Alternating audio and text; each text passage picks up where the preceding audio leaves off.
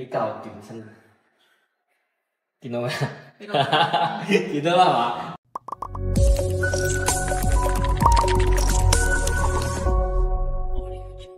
？Hello， 大家好，歡迎收睇而家子頻道，我主持人思思，我係主持人阿秀啊，歡迎大家收睇我哋呢個 channel 啦。咁我哋今日咧帶大家嚟到我哋嘅金灣區，咁啊睇翻我身後嘅呢個項目，係由翻我哋嘅華發以及天茂共同去打造嘅一個項目啦，我哋嘅國際半島啦。咁呢一個項目喺翻金灣區啊，咁啊喺翻早期咧，其實都已經開發咗一段時間㗎啦，都有3-4年嘅時間。咁啊，作為呢一個項目嚟講，喺翻金灣區咧，都係我哋嘅現樓發售。咁啊，同大家講翻啲比較行啲嘅嘢先。咁我哋嚟到呢度咧，必定係有好嘢。咁啊，發展商啦，咁啊進行一個調價之後咧，咁我哋再次嚟到呢度咁啊，單價咧只需要21000蚊起，而且送埋全屋嘅月租。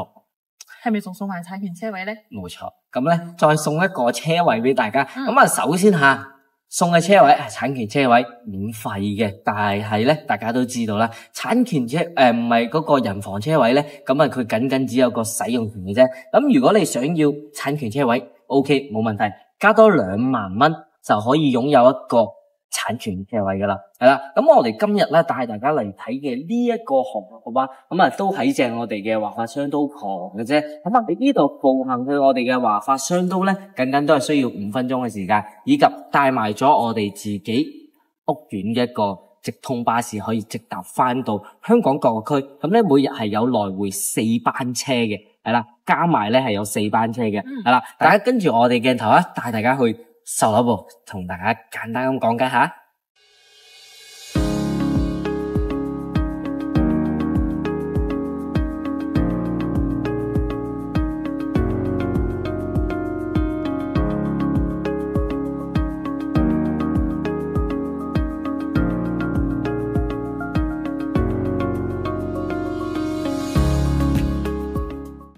咁我哋而家現時咧到咗我哋嘅華發天茂國際半島嘅售樓部入邊啦。咁睇翻我正前方嘅呢一個咧係成個項目嘅一個3戶嘅。咁啊同大家簡單介紹下我哋項目嘅狀況先。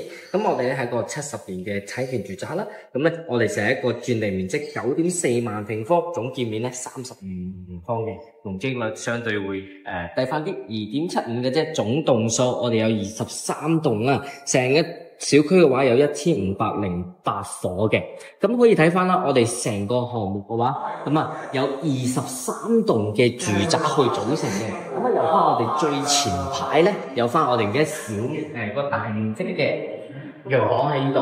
咁可以睇翻啦，我哋正對方嘅呢啲洋房咧，總共咧係有10棟嘅，一梯2伙嘅單位，相對咧價錢會比較貴翻啲啦。咁啊成交嘅單價咧大概喺3萬到33000蚊嘅價錢，阿秀夫人覺得咧就係相對比較貴翻啲嘅。咁啊後方呢啲咧，咁啊剩翻我哋嘅13棟嘅高層嘅住宅啦。咁目前咧主要在售緊發售緊嘅咧係我哋嘅後方嘅20棟啦，13棟啦，我哋1棟嘅單位主要係在售係呢3棟啊。咁目前咧仲剩翻有幾棟咧仲未賣嘅，就係我哋嘅21棟啦、22棟啦，以及我哋正前方嘅14棟嘅單位都仲未出售嘅，係啦。咁我哋今日咧主要同大家嚟到呢度咧去介紹翻我哋呢一個華發天茂國際半島項目嘅話，都係有翻啲特價嘅單位，以及我哋有新嘅政策啦，先帶大家嚟到我哋呢度啦。咁啊，隔籬呢一塊地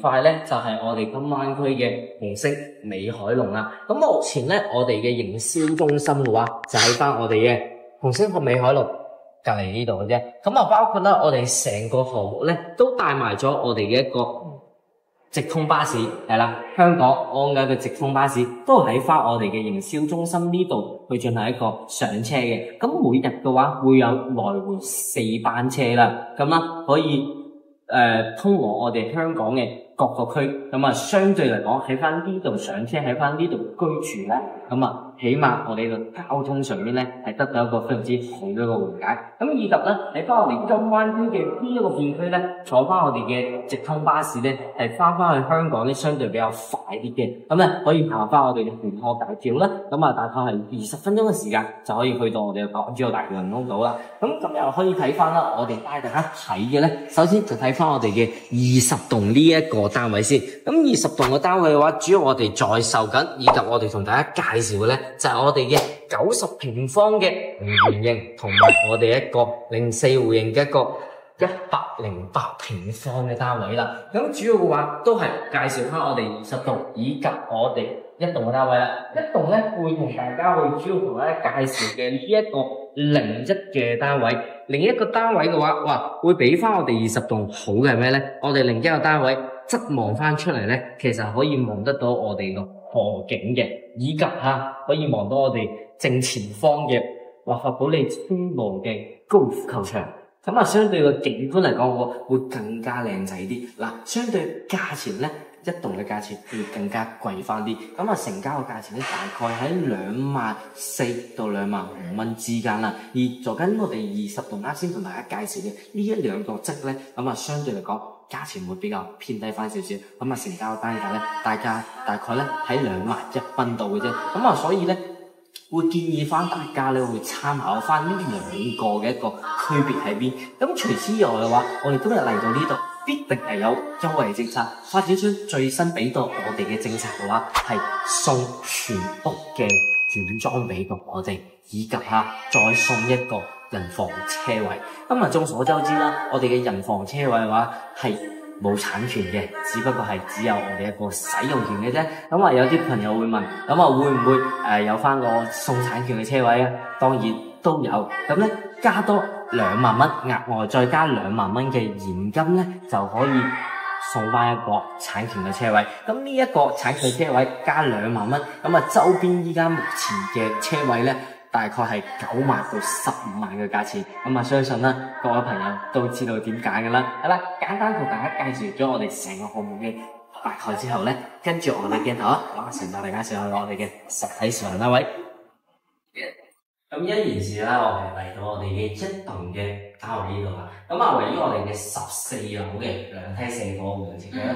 咁今期咧同大家介紹嘅呢一個咧係我哋嘅01嘅邊14樓樓層咧就唔係咁靚，但係咧勝在我哋嘅呢一個01戶型咧，其實我哋嘅隱私性都相對係比較好嘅，咁啊都屬於我哋嘅單邊位啦。同大家啱先喺下邊咧介紹過，我哋呢一個一棟嘅單位咧，相對嘅價錢咧會貴翻少少，大概成交價咧喺翻我哋嘅25,000蚊左右嘅一個價錢啦。咁啊，其實咧25,000蚊啊，其實都可以作為一個成交嘅價錢噶啦。咁啊，同大家介紹翻呢一個01戶型，我哋108平方嘅4房單位嚟嘅，做到南北通嘅。係啦，冇錯。咁啊，首先入門口呢度咧會有翻間細嘅房啦。咁啊，可以睇翻我哋嘅細嘅呢間房咧，其實擺翻個細嘅米3旁呢個位嘅客房或者做位一個工作室咧，其實係完全 OK 嘅。咁可以睇翻啦，我哋嘅呢一個景觀嘅話，係咪？嗱，我今期同大家介紹嘅呢一個咧，就係我哋今期一個最靚嘅景觀嘅戶型格局嚟㗎，就係我哋一棟呢度。咁啊，相對比翻我哋20棟嘅單位咧，價錢嘅話大概係會貴到成交價錢咧，大概係貴翻3000幾蚊到一個單價啦。咁咧，唔知大家會唔會為呢個景觀去埋單咧？貴成幾十萬。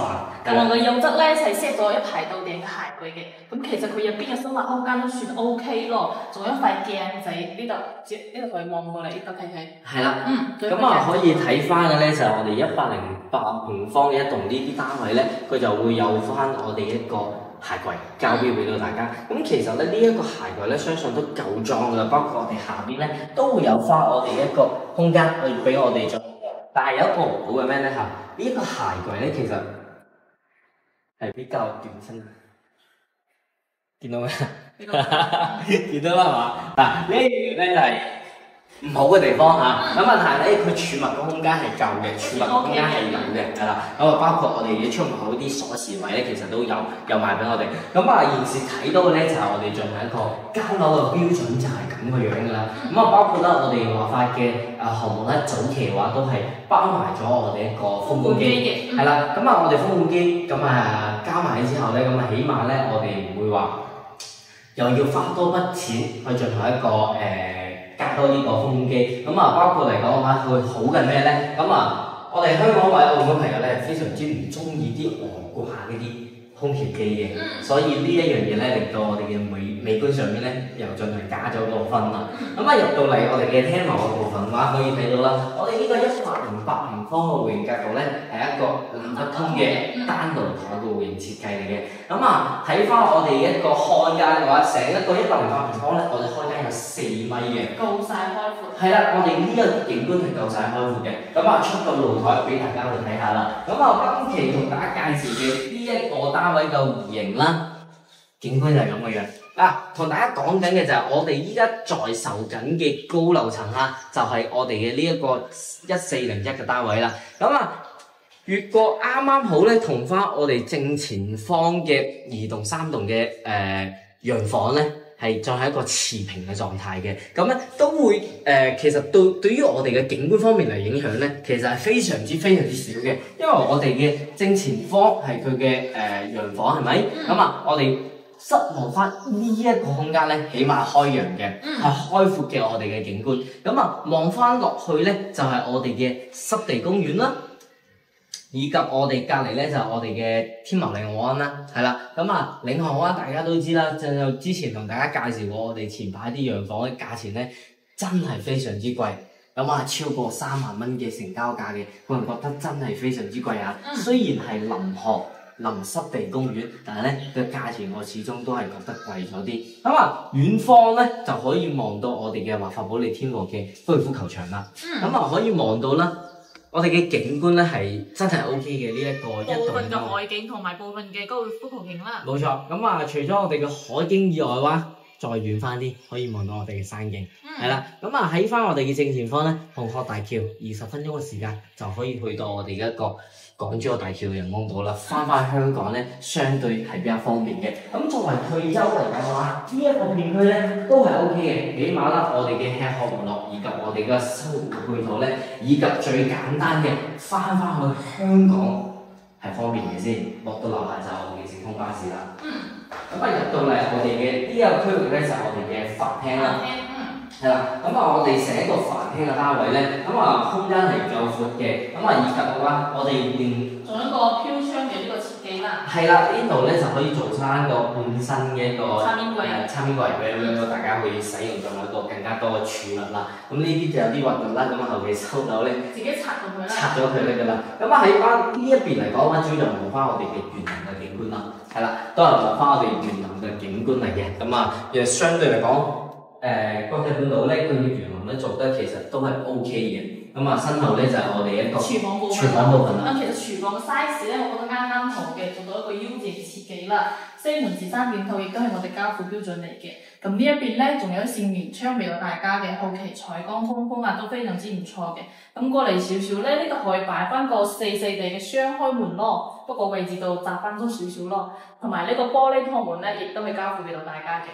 係啦，同大家介紹完咗我哋嘅呢一個單位之後咧，其實咧大家都知道係我哋今期要同大家介紹咧係包埋咗我哋嘅軟裝部分嘅。係啦，軟裝部分嘅意味着咧，我哋拎包入住就得啦，就可以入住㗎嘛，係非常之簡單嘅。包括埋咗我哋嘅一個電視櫃啦、梳化啦、床啦，甚至係配置到我哋嘅窗簾埋嘅。係啦，後期我哋會將呢個清單咧會掛翻出嚟俾大家去睇翻。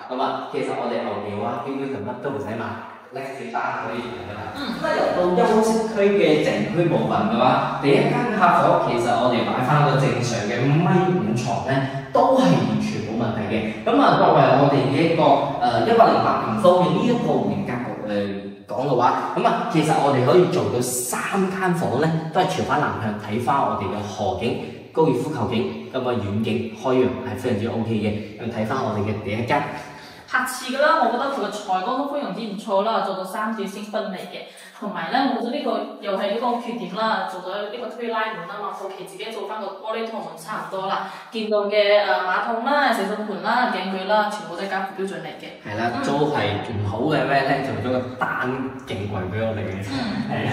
咁啊，入翻嚟就第3間房啦。咁啊，第3間房嘅話，相對面積會細翻啲，同翻我哋嘅第1間嗰間工作室嚟講嘅話，其實都係差唔多一個面積嚟嘅啫，大概係有5到6個方啦。身後嘅呢一個咧就係我哋嘅主人房，係啦。咁啊，入翻嚟主人房咧，景觀係非常之靚嘅，採光面好大。係啦，咁啊遠處仲可以望到保利天河啲別墅區嘅，咁啊正常嘅景觀嚟講，望翻咗呢嚟。咁呢個部分咧，去到我哋嘅衣帽間啦。係啦，咁啊可以進行做翻一個無入式嘅衣帽間，後期建議大家喺呢度做翻一個隱藏會更加好啲。係啦，咁啊對住個廁所。係啦，因為廁所咧係對住我哋張床嘅呢一個嘅，咁啊入翻嚟咧就係我哋嘅套間啦。咁啊套間面積相對會細咗啲嚇。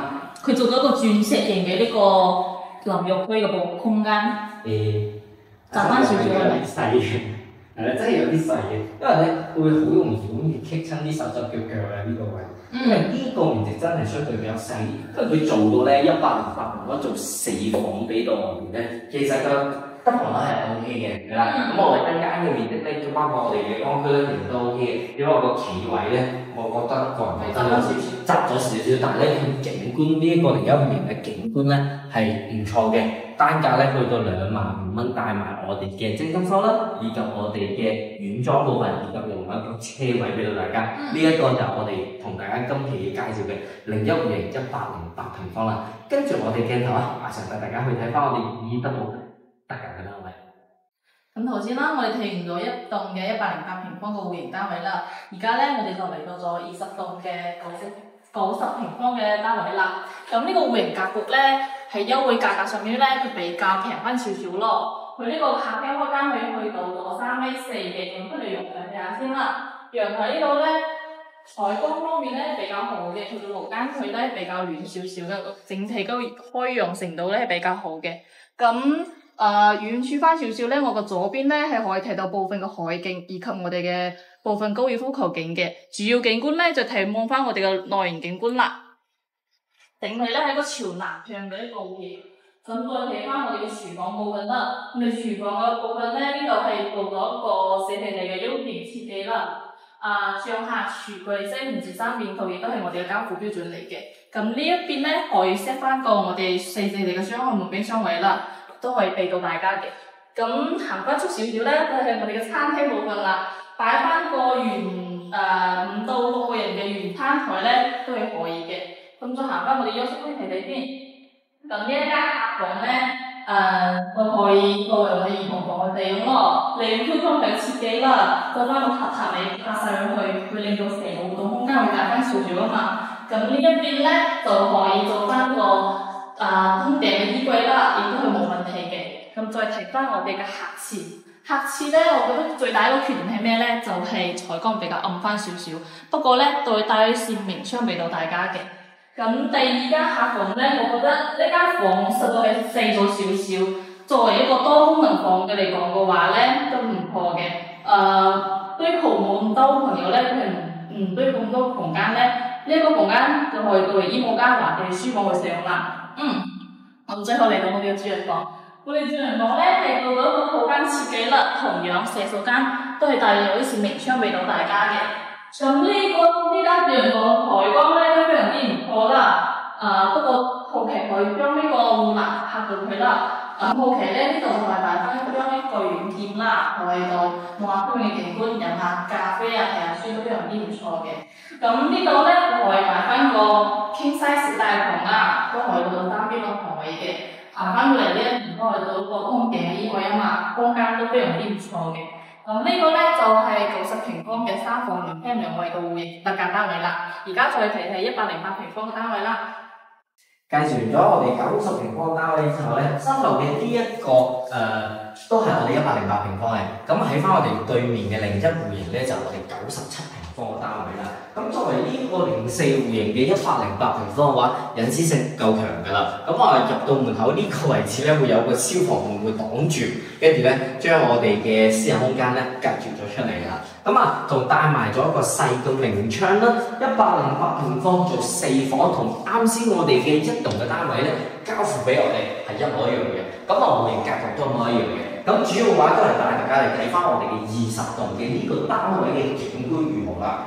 我哋嘅飯廳部分呢邊嘅飄窗咧，望翻出去咧就可以睇到我哋嘅嗰個畫發雙刀啦，以及我哋嘅一個藝展中心。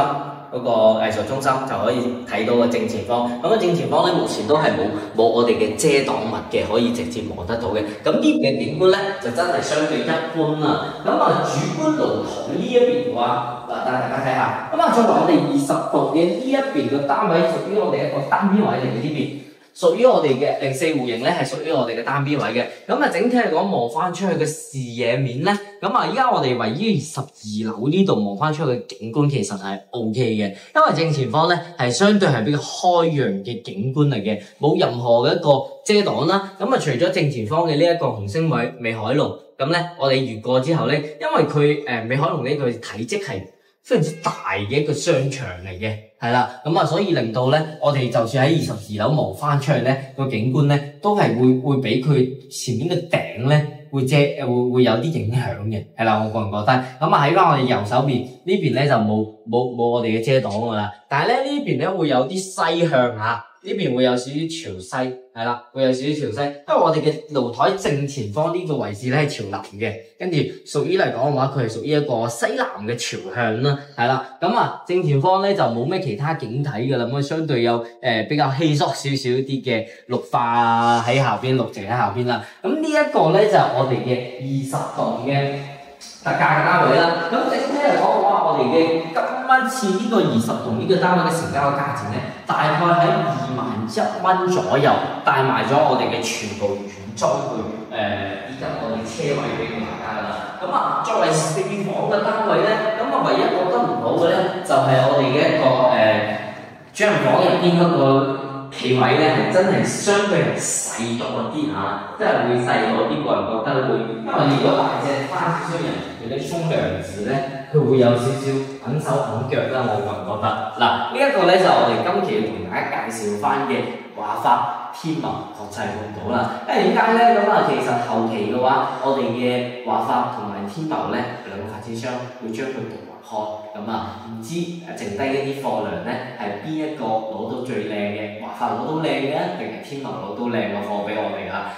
今次同大家介紹呢3個單位咧，作為我哋今期嘅一個要景觀有景觀嘅，跟住咧價錢咧又相對比較平翻少少嘅單位就係呢一個啦。除咗我哋嘅一棟嘅單位，相對成交價咧大概喺25,000蚊啦，因為佢景觀方面講會更加靚翻啲，20棟就會平翻啲啦，21,000蚊左右嘅價錢可以成交啦。如果對我哋今期嘅影片有興趣嘅朋友咧，可以通過我哋右上方嘅電話聯繫翻阿秀，會同大家會介紹更加多嘅項目，更加優質嘅項目都 OK 嘅。